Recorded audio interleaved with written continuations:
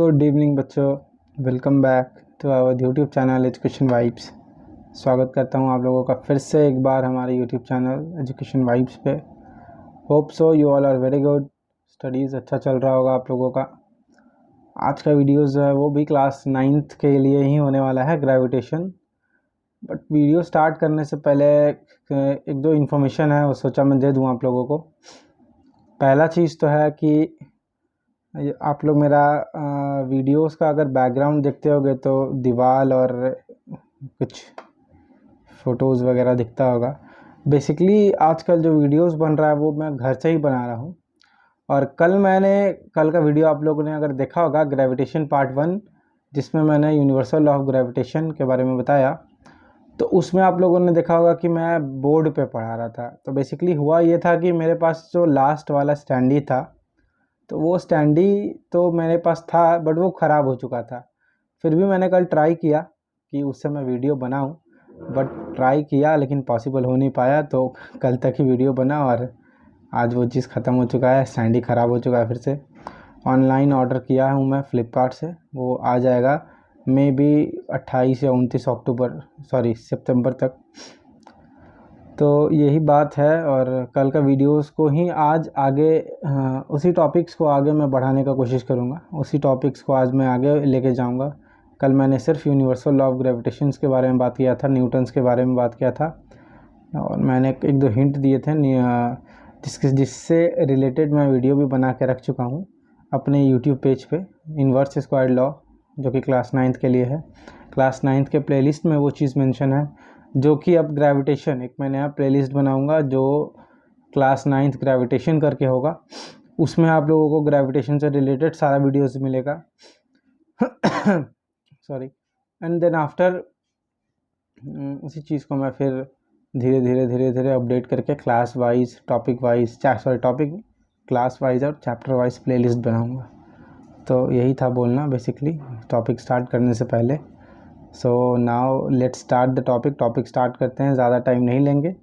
और हाँ, एक चीज़ कहना चाहूँगा मैं कि अभी मेरा स्टार्टिंग है, नया है, मेरे को यूट्यूब्स के बारे में उतना मच आइडिया नहीं है। तो वीडियोस मैं सिंपल ही डालता हूँ, एडिटिंग नहीं करता हूँ। और मैं सोचता हूँ कि शायद एडिटिंग पार्ट से यहाँ पे कोई लेना देना है नहीं। बेसिकली आप लोग को कंटेंट सही मिलना चाहिए, गलत नहीं होना चाहिए वो चीज़, और समझ में आना चाहिए। मेरे हिसाब से तो मैटर यही करता है। बाकी आप लोग कमेंट करके बताओ अगर आप लोगों को कुछ एक्स्ट्रा चाहिए, इसमें वीडियोस में कुछ एक्स्ट्रा चाहिए या टॉपिक्स में कुछ एक्स्ट्रा चाहिए, तो फिर आप लोग कमेंट करके इन्फॉर्म कर सकते हो। Okay, so now let's move to the topic. आज का जो टॉपिक है वो यूनिवर्सल लॉ ऑफ ग्रेविटेशन से आगे रहेगा थोड़ा। यूनिवर्सल लॉ ऑफ ग्रेविटेशन को भी मैं थोड़ा सा एक हिंट वाइज फार्मूला बस लिखूँगा, फिर उसके आगे मैं एक्सप्लेन करूँगा। Okay, and please like, subscribe, channel को सपोर्ट करें, शेयर करें। अभी चैनल बहुत नया है, ज़्यादा से ज़्यादा बच्चों तक ये पहुंचाए। बहुत सिंपल लैंग्वेज में मैं ट्राई करता हूँ बताने का। नन ऑफ द मीन्स की हाई टर्म, हाई बुक्स वगैरह कुछ नहीं, सिंपल रखता हूँ मैं। CBSE NCERT से रिलेटेड कुछ आसान के टॉपिक्स है। फिर मैं ट्राई भी करता हूँ कि कुछ टॉपिक्स आप लोगों को एक्स्ट्रा बता दूँ। NTSC pre foundations level, IIT, जो IIT का प्रिपरेशन करना चाहते हैं जो बच्चे फ्यूचर में, उनके लिए भी हेल्प हो जाएगा। ठीक है, तो यही था मैसेज आज का। जस्ट अपना सपोर्ट बनाए रखें। तो ज़्यादा टाइम ना लेते हुए हम लोग स्टार्ट करते हैं अपना videos. Okay, move to the topic. Okay, now start करते हैं हम लोग। जैसा कि कल मैंने आपको एक लॉ बताया था, यूनिवर्सल लॉ ऑफ ग्रेविटेशन, जिसमें आप लोगों ने समझा था एक रिलेशन की दो मासेस, एक m1 मास है और एक m2 मास है, दोनों के बीच का एक डिस्टेंस है d, और एक दोनों के बीच में एक फोर्स ऑफ अट्रैक्शन है, जिसको हमने बोला था ग्रेविटेशन का फोर्स, जिसको मैंने बोला था ग्रेविटेशन का फोर्स। तो कल मैंने ये एक्सप्लेन किया था। ठीक है, ये था एक फर्स्ट लॉ। उन्होंने ये दिया था कि दो मासेस है और दोनों का प्रोडक्ट जो होगा वो फोर्स जो लगेगा उन दोनों पे वो उसके डायरेक्टली प्रोपोर्शनल होगा, मतलब मास जैसे बढ़ेगा फोर्स भी बढ़ जाएगा। और ये था कि डिस्टेंस का स्क्वायर का इन्वर्सली प्रोपोर्शनल, और इससे एक फार्मूला मिला था Gm1m2/d²। ये था ग्रेविटेशनल फोर्स का फार्मूला Gm1m2/d²। इस फार्मूला में मैंने बताया था कि G एक प्रोपोर्शनैलिटी कांस्टेंट है जिसको हम लोग बोलते हैं ग्रेविटेशनल कांस्टेंट भी बोलते हैं, ग्रेविटेशनल कांस्टेंट। ठीक है, अब जाहिर सी बात है ग्रेविटेशनल कांस्टेंट है तो उसका वैल्यू तो फिक्स होगा। तो जो G का वैल्यू होता है यहाँ पे वो होता है 6.67 इंटू 10⁻⁻11 न्यूटन मीटर स्क्वायर पर केजी स्क्वायर। अब हम छोटा सा एक चीज़ देखते हैं कि यूनिट ऑफ जी का मतलब जो जी का हमने यूनिट न्यूटन मीटर स्क्वायर पर केजी स्क्वायर जो यूनिट बनाया जी का वो कहाँ से आया। तो इस फॉर्मूला को जी के लिए लिखेंगे हम तो क्या लिखेंगे F इंटू d²/m1 × m2। अब सारे वैल्यू का ना आप यूनिट पुट करते चलिए। यूनिट निकालना बहुत ही बेसिक सा चीज़, यूनिट्स ऑफ जी भी एक टॉपिक है, यूनिट्स निकालना बहुत ईजी टॉपिक है। चलिए अब कैलकुलेट करते हैं। F का फॉर्मूला, F का यूनिट न्यूटन, डिस्टेंस का स्क्वायर, डिस्टेंस मतलब लेंथ, लेंथ का मीटर, तो मीटर का स्क्वायर क्या हो जाएगा मीटर स्क्वायर, और मास 2 है केजी इंटू केजी। तो इससे हमारा यूनिट बना क्या newton metre square upon KG square. Clear दिख रहा होगा आप लोग को। वीडियो क्वालिटी शायद कुछ इम्प्रूव हुआ है, ठीक है, क्योंकि मैं अपने दूसरे वाले फ़ोन से बना रहा हूँ तो वीडियो क्वालिटी इम्प्रूव हुआ है, वीडियो आप लोगों को अच्छा दिखेगा इसमें। ये चीज़ क्लियर है। 6.67 इंटू 10⁻⁻11 न्यूटन मीटर स्क्वायर पर KG square is the value, और यूनिट न्यूटन मीटर स्क्वायर पर केजी स्क्वायर, जिसका मैंने डिराइवेशन भी करके दिखा दिया है कि यूनिट ऑफ जी कैसे आया न्यूटन मीटर स्क्वायर पर केजी स्क्वायर फॉर्मूला पुट करके। अब देखिए एक वैल्यू है, ठीक है, हम यूनिवर्सल ग्रेविटेशनल कांस्टेंट को, ये आप एक तरह से नोट्स भी बना सकते हैं जब इस टॉपिक को कंप्लीट करा दूंगा। Gravitational constant, universal gravitational constant को हम लोग डिफाइन कैसे करेंगे कि फोर्स ऑफ अट्रैक्शन, ठीक है, यूनिवर्सल ग्रेविटेशनल कांस्टेंट में भी डिफाइंस, हाँ, जी जो है जी जिसको बोलते हैं यूनिवर्सल ग्रेविटेशनल कांस्टेंट, जी को हम लोग डिफाइन कर सकते हैं फोर्स ऑफ अट्रैक्शन के रूप में। कैसे करेंगे वो भी हम बताएंगे, ठीक है। मतलब जी को अगर डिफाइन करना है यूनिवर्सल ग्रेविटेशनल कांस्टेंट, तो जी जो है वो एक फोर्स ऑफ अट्रैक्शन की तरह भी डिफाइन हो सकता है, ठीक है। कब डिफाइन होगा, जब between two bodies of unit masses का मतलब mass, value of mass is 1 kg। अगर दो बॉडी का मास यूनिट है और unit and separated by unit distances, और वो दोनों बॉडीज जो है वो किस डिस्टेंस से सेपरेट है, यूनिट डिस्टेंसेस का मतलब 1 मीटर। अगर कोई, देखो सिंपल समझना है यहाँ पे, यूनिवर्सल ग्रेविटेशनल कांस्टेंट को हम लोग फोर्स ऑफ अट्रैक्शन के तरीके भी डिफाइन कर सकते हैं। बस शर्त क्या है कि जो दो बॉडीज़ है उनका मास यूनिट होना चाहिए और दोनों के बीच में डिस्टेंस यूनिट होना चाहिए। फॉर एग्जांपल इसको हम लोग समझते हैं नेक्स्ट पेज में अपने, कैसे। तो देखिए हम बोले थे यूनिवर्सल ग्रेविटेशनल कांस्टेंट, अब फोर्स का फॉर्मूला सॉल्व करते हैं। अगर हम उसी इक्वेशंस को अगर हम सॉल्व करने का सोचते हैं, स्टार्ट करते हैं, तो जी का वैल्यू हम क्या बोले थे, दो बॉडी है, एक मास m1 एक मास m2, दोनों का मास कितना 1 kg, यानी फार्मूला के अकॉर्डिंग जी m1 इंटू m2 दोनों का मास 1 kg, d स्क्वायर यानी 1 का स्क्वायर। तो कैलकुलेट किए तो सब कट करके क्या आया वैल्यू, f इक्वल टू जी। तो यहाँ तो हम सीधा कह सकते हैं ना कि जो फोर्स ऑफ अट्रैक्शन होगा वो किसके इक्वल होगा, ग्रेविटेशनल कांस्टेंट के इक्वल होगा। सिंपल है, मासेस जो हो गया वो यूनिट वैल्यू हो गया और दोनों के बीच का डिस्टेंस अगर यूनिट हो गया, यूनिट मतलब 1, ठीक है, मासेस के बीच में अगर यूनिट वैल्यू और डिस्टेंस भी यूनिट, उस केस में है जो ग्रेविटेशनल कांस्टेंट होगा वही आपका फोर्स ऑफ अट्रैक्शन होगा। अब जाहिर सी बात है ग्रेविटेशनल कांस्टेंट है 6.67 इंटू 10⁻11, तो सोच लीजिए अगर वही ग्रेविटेशनल कांस्टेंट आपका फोर्स ऑफ अट्रैक्शन हो जाए तो आपका वैल्यू तो काफ़ी घट जाएगा। दैट्स वाई यूनिवर्स में हर एक बॉडीज़ पे अगर कोई भी चीज़ पे अगर मान के चलिए हर एक बॉडीज़ पे कोई भी चीज़ पे इफ़ेक्ट होता है फोर्स, तो हर एक बॉडी पे विजिबल नहीं होता है, बहुत सारे बॉडीज़ पर नेग्लिजिबल भी होते हैं। सिर्फ जिनके मासेस ज़्यादा हैं और जिनके बीच का डिस्टेंस कम है उन्हीं के बीच का फोर्स विजिबल होगा, बाकी जितने भी फोर्सेस हैं वो होंगे आपके नेग्लिजिबल।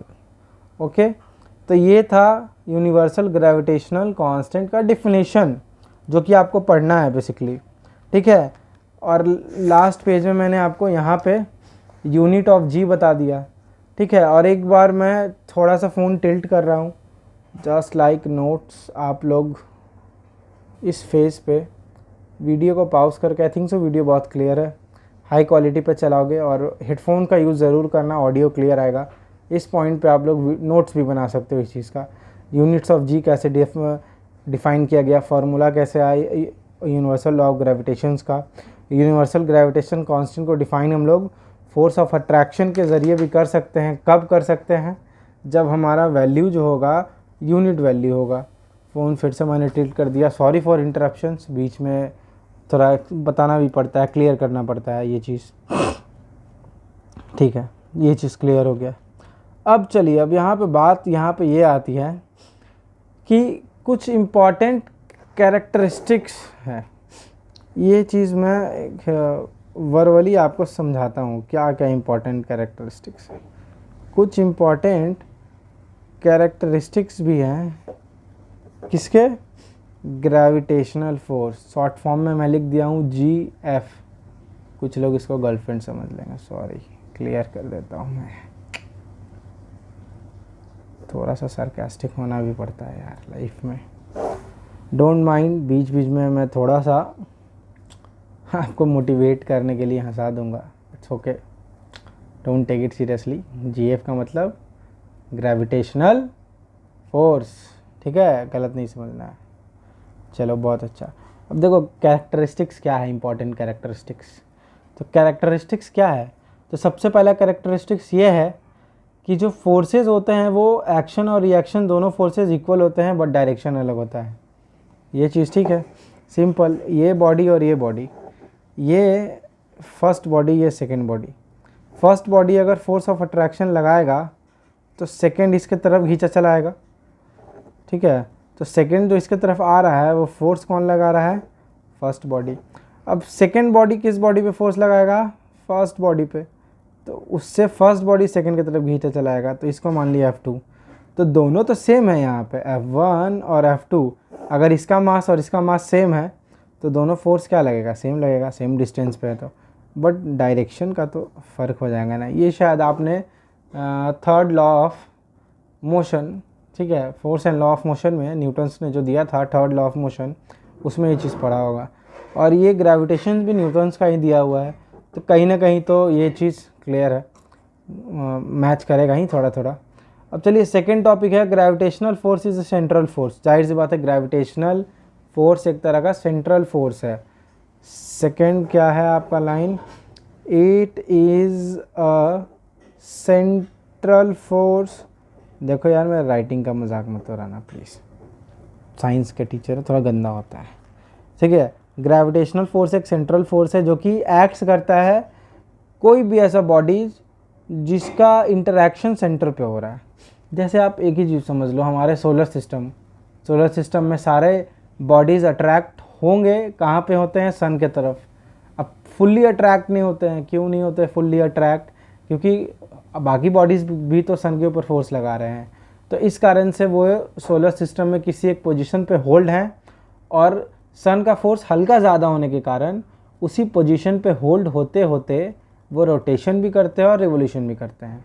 एक चीज़ फैक्ट मैं यहाँ पे बता दूँ, या मैं इस एक फैक्ट मैं आप लोग को बताऊँगा, उसका कॉन्सेप्ट ही क्लियर करूँगा। ग्रेविटेशन बेसिकली प्रैक्टिकल ऑब्जर्वेशन में बताऊँ ग्रेविटेशन का, जो कि मैं रिवोल्यूशन के बेसिस पे बनाऊँगा। जाहिर सी बात है, थोड़ा सा कॉन्सेप्ट मैं दे देता हूँ यहीं पे, क्योंकि कैरेक्टरिस्टिक्स पढ़ रहे हैं।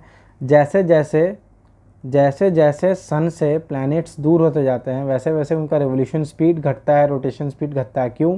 क्योंकि उन दोनों के बीच का डिस्टेंस बढ़ता है, और डिस्टेंस बढ़ता है तो फोर्स घटता है। ये चीज़ आप लोगों ने पढ़ा था। चलिए, तो ये चीज़ मैं हर एक प्लैनेट्स का मैं आपको एक कंप्लीट रिवोल्यूशन पीरियड बताऊंगा। और देखिएगा, जो ये चीज़ आप गूगल भी कर सकते हो। बेसिकली शायद आप लोगों को सागर सर पे बिलीव ना हो, तो आप लोग गूगल भी कर सकते हो। हर एक प्लैनेट्स जैसे जैसे सन से दूर होते चला जाता है, उसका एक कंप्लीट रिवोल्यूशन का टाइम पीरियड भी बढ़ते चला जाता है, क्योंकि जैसे जैसे डिस्टेंस बढ़ा वैसे वैसे दोनों के बीच का फोर्स घटा, और फोर्स घटा तो स्पीड भी घट गया रिवोल्यूशन का। क्लियर? अर्थ का कितना है? 365 डेज 6 आवर ऐसा बोला जाता है। तो चौथे साल में लीप ईयर होते हैं, फ्राइडे में 29 डेज। चलो ठीक है, ये चीज़ हो गया। सेंट्रल फोर्स है। तीसरा है आपका ग्रेविटेशनल फोर्स, जो है वो किसी भी जो प्रेजेंस ऑफ अदर दूसरे बॉडीज़ के प्रेजेंस पे डिपेंड नहीं करता। फोर्स है, लगेगा। ग्रेविटेशनल फोर्स कभी भी, हाँ, और एक चीज़, ग्रेविटेशनल फोर्स नेग्लिजिबल होता है लाइट बॉडीज़ के मामले में। ठीक है, तीसरा भी इम्पॉर्टेंट है, negligible for light bodies. Light bodies मतलब अर्थ पे जितने भी बॉडीज़ हैं, but visible for visible for heavy masses. मतलब क्लियर है यहाँ पे, जो हल्का हल्का बॉडीज़ है। अब एक चीज़ बताओ, अर्थ जो है ग्रेविटी का फोर्स लगा रहा है, ठीक है, और अर्थ के ऊपर भी कोई भी सामान रख दो तो वो आपस में अट्रैक्ट नहीं करेगा, क्योंकि सबसे ज़्यादा फोर्स अर्थ का है। बट हाँ, अर्थ के बाहर चले जाओ तो सबसे ज़्यादा फोर्स सन का है। तो अर्थ कहाँ अट्रैक्ट होता है? सन के तरफ, क्योंकि मास ज़्यादा है वहाँ पे। तो लाइट बॉडीज़ के बीच में नेग्लिजिबल फोर्स लगेगा। बट हाँ, जैसे ही बॉडी का मास बढ़ेगा, हमारे अर्थ पे आपस में कोई भी बॉडी अट्रैक्ट इसलिए नहीं करता है क्योंकि किसी भी बॉडी के बीच में उतना फोर्स ऑफ अट्रैक्शन नहीं है जितना फोर्स ऑफ ग्रेविटी अर्थ लगाता है। हाँ, अगर फॉर एग्ज़ाम्पल अगर मान के चलिए किसी भी बॉडीज़ में इतना पावर ऑफ अट्रैक्शन हो गया कि अर्थ के ग्रेविटी को भी ओवरलैप कर गया, उससे भी ज़्यादा हो गया, तो वो दोनों बॉडी आपस में अट्रैक्ट कर जाएगा। ठीक है, ये हम नॉर्मल बॉडीज़ की बात कर रहे हैं। अब आप लोग, बहुत सारे बच्चों का क्वेश्चन होता है यहाँ पे, अभी मेरे मन में भी ये चीज़ आया, मैग्नेटिक बॉडीज़, क्या मैग्नेट का मास ज़्यादा होता है? नहीं, मैग्नेटिक प्रॉपर्टी अलग है, उसको अलग कंपोनेंट में रखते हैं, उसका फोर्स अलग है। हम यहाँ ग्रेविटी के बारे में बात कर रहे हैं, तो नॉर्मल बॉडीज़ के बारे में बात करेंगे। चलिए, क्लियर है। ग्रेविटेशनल फोर्स एक कंजर्वेटिव फोर्स है। कंजर्वेटिव फोर्स उसको बोलते हैं जो एक तरफ से कंजर्व होकर दूसरे तरफ जाता है। डिस्टेंस जो है हमेशा ग्रेविटेशनल फोर्स में कहाँ से मेज़र करते हैं? Centre of the body. इसलिए कभी भी ये मान के चलो ये अर्थ है और यहाँ पे एक बॉडी रखा हुआ है, तो उसका डिस्टेंस जब भी मेज़र करेंगे तो रेडियस ऑफ द वो मेन बॉडी है, या मान के चलिए ये अर्थ है तो रेडियस ऑफ द अर्थ। अगर कोई बॉडी अर्थ के सरफेस पे रखा हुआ है, ठीक है, तो उस पर फोर्स कितना लग रहा है, सेंटर मेज़र करना है, तो कहाँ से मेज़र करेंगे? Radius of the body. Clear? यानी सेंटर से मेज़र होता है। Gravitational force is always an attractive force.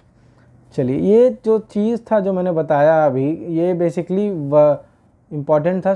आप लोगों को मैं एक्सप्लेन भी कर दिया और कुछ कुछ टॉप पॉइंट्स मैंने लिख भी दिया। बट ओवरऑल ये समझना है कि जितने भी मैंने कैरेक्टरिस्टिक्स बताएं, इनमें से 3 से 4 पॉइंट्स एटलीस्ट आप लोग को 4 पॉइंट्स याद रखने हैं एग्ज़ाम पर्पस से। ठीक है, that is for your exam purpose, important characteristics of gravitational force. ठीक है। अब हम कुछ एक्सपेरिमेंटल सपोर्ट भी बताएंगे। फ़िलहाल आज के लिए इस वीडियोस में इतना ही। एक दिन में ज़्यादा टॉपिक कवर नहीं करना है, मिनिमम टॉपिक रखना है, क्लियर होना चाहिए, बस अपना कॉन्सेप्ट क्लियर होना चाहिए। Concept clear is the main thing. एक दिन में पूरा पढ़ के कुछ नहीं होता, धीरे धीरे पढ़ना है, समझ समझ के पढ़ना है, टेंशन बिल्कुल नहीं लेना है, सब क्लियर होगा, ठीक है। तो चलिए फ़िलहाल आज के लिए इतना ही। आप लोगों को thank you for so much support. अभी भी आप लोगों ने अच्छा खासा सपोर्ट दिया मेरे को, इतना सारा प्यार दिया। उम्मीद है आगे भी इसी तरह से प्यार सपोर्ट मिलता रहेगा। मैं ये जो भी चीज़ कर रहा हूँ फ़िलहाल, बहुत सारे लोगों ने बोला कि यूट्यूब से बहुत सारा पैसा कमाया जाता है, ये वो, बट हाँ ठीक है, वो तो बहुत आगे की बातें हैं। अभी मेरा डेडिकेशन बस यही है कि बच्चों को जो है वो कन्फ्यूज़न नहीं हो किसी चीज़ में। और अगर हाँ एक चीज़ और हो सकता है किसी बच्चे को कन्फ्यूज़न हो तो मैं एक चीज़ बोलना चाहूँगा। मैंने फ्रीडम दे के रखा हुआ है आप लोगों को। किसी भी टॉपिक में, कहीं पे भी, किसी पार्ट में अगर कन्फ्यूज़न नहीं है, आपका हक है पूछने का, और मैं बताऊँगा। आप लोगों को एक बार नहीं समझ में आए 100 बार पूछो। जब तक कॉन्सेप्ट क्लियर नहीं होता तब तक टॉपिक में आगे बढ़ने का कोई फ़ायदा नहीं है। ये चीज़ मैं थोड़ा नोट करवा देता हूँ, आप लोग वीडियो को पॉज करके नोट कर लो। और हाँ, मैंने बोला अभी, जब तक टॉपिक क्लियर नहीं होता आगे बढ़ने का कोई फ़ायदा नहीं है। तो बेटर है बच्चों कि पहले टॉपिक क्लियर करो, उसके बाद आगे बढ़ेंगे। चलिए ठीक है, तो फ़िलहाल आज के लिए वीडियो इतना ही रखेंगे। नेक्स्ट टॉपिक है, मैं बता दे रहा हूँ, कुछ एक्सपेरिमेंटल सपोर्ट है लॉ ऑफ ग्रेविटेशंस का, और इन्वर्स स्क्वायर्ड लॉ है। उसके बाद इन्वर्स स्क्वायर्ड लॉ जो है वो शायद मैं केप्लर्स लॉ के बाद ही बताऊंगा। और इन्वर्स स्क्वायर्ड लॉ का स्पेशली वीडियो मैंने बना के रखा है, जिसका जो लोग नए हैं इस चैनल पे, वो जाके प्लेलिस्ट चेक करें, क्लास 9 का मिल जाएगा उनको। बाकी जब मैं केप्लर्स लॉ बताऊंगा तो एक बार हिंट दूंगा, और केप्लर्स लॉ वाले वीडियो में मैं इन्वर्स स्क्वायर्ड लॉ का लिंक भी दे दूंगा मेरे ही चैनल पे। ज़्यादा वीडियोस तो है नहीं, तो ढूंढने में आपको मेहनत भी नहीं लगेगा।